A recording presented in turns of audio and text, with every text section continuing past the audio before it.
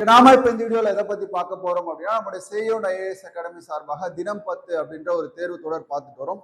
இந்த தினம் 10ல உங்களுக்கு வந்து பாத்தீங்க அப்படின்னா டெய்லி நம்ம 10 கொஸ்டின் கொடுத்துட்டு வரோம். இதுவரையில வந்து பாத்தீங்கன்னா டே 28 வரைக்கும் முடிஞ்சிருக்கு.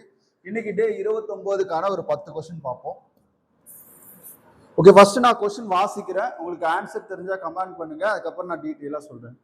பாமினி அரசை தோற்றுவித்தவர் யார்?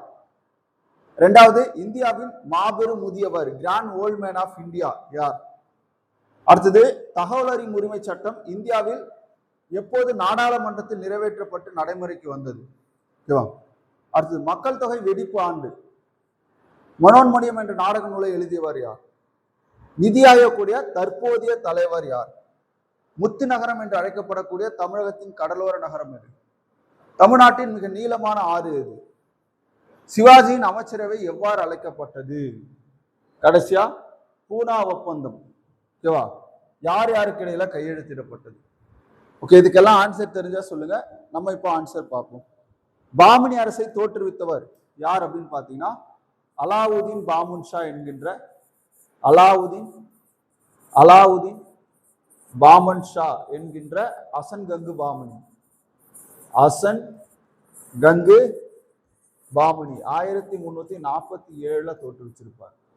அப்போ பாமணி அரசை தோற்றுவித்தவர் அலாவுதீன் பாமுன் ஷா என்று சொல்லக்கூடிய அசன் கங்கு பாமணி. இந்தியாவின் மாபெரும் முதியவர் அப்படின்னு பாத்தீங்கன்னா தாதாபாய் நவ்ரோஜி. யாரு? தாதாபாய் நவ்ரோஜி. பழம்பெரும் மனிதர் அல்லது முதுபெரும் மனிதர் அப்படின்னு சொல்லுவாங்க. தகவல் அறியும் உரிமை சட்டம் இந்தியாவில் எப்போது நாடாளுமன்றத்தில் நிறைவேற்றப்பட்டு நடைமுறைக்கு வந்தது?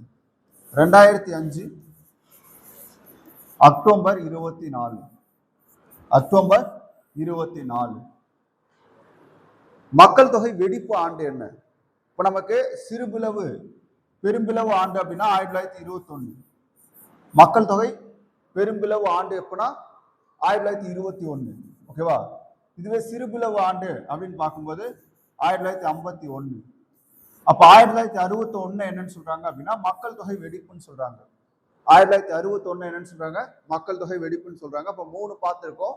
சிறுபிளவு ஆண்டு அப்படின்னு பார்க்கும்போது 21, இது பெரும்பிளவு ஆண்டு அப்படின்னு பார்க்கும்போது 1921. ஓகேவா? 1921 வந்து பெரும்பிளவு ஆண்டு, 1951 சிறுபிளவு ஆண்டு.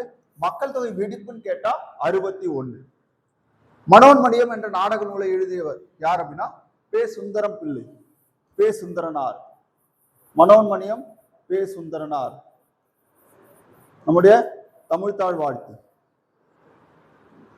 நிதி ஆயோக்கின் தற்போதைய தலைவர் யார்? நிதி ஆயோக்கு எப்பவுமே வந்து பாத்தீங்க அப்படின்னா பிரதமர், இந்திய பிரதமர் தான் தலைவரா இருப்பாங்க. தற்போது மோடி அவர்கள் இருக்காங்க.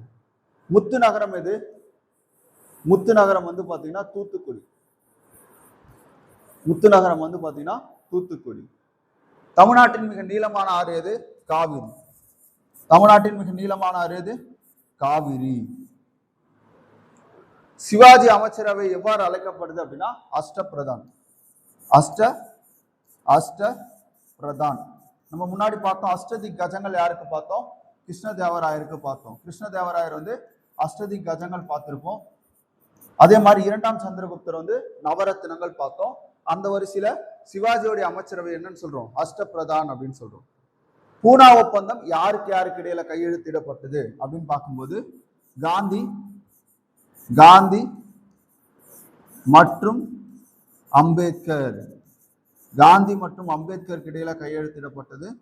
எப்ப கையெழுத்திடப்பட்டதுன்னா 1932. எங்க கையெழுத்திடப்பட்டது அப்படின்னா ஏர்வாடா சிறையில. எதுக்காக அப்படின்னா தனி தொகுதி எதிர்த்து காந்தி அவர்கள் சாகுமறை உண்ணாவிரதம் இருந்திருப்பாரு. அப்போ என்ன பண்றாங்க அப்படின்னா தனி தொகுதி தேவையில்லை, கூட்டு தொகுதி உருவாக்குறாங்க. அப்ப இந்த கூட்டு தொகுதி அடிப்படையில தான் இந்த ஒப்பந்தம் அப்படின்றத கையெழுத்திடப்பட்டு தாழ்த்தப்பட்ட மக்களுக்கான அந்த இடங்கள் வந்து அதிகரிக்கப்பட்டிருக்கும். ஓகேவா? இந்த 10 கொஸ்டினுக்கான நம்ம ஆன்சர் பார்த்திருக்கோம். ஆன்சர் கீழே கொடுத்திருக்கேன் பாருங்க. பாமினி அரசை தோற்றுவித்தவர் யாரு?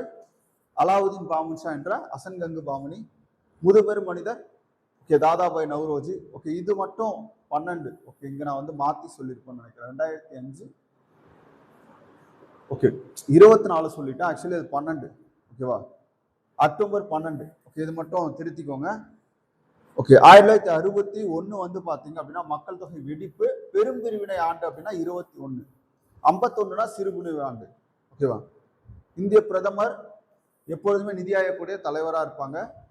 பே. சுந்தரம் பிள்ளை மனோன்மணியம் அப்படின்ற நாடக நூல். முத்துநகரம் தூத்துக்குடி.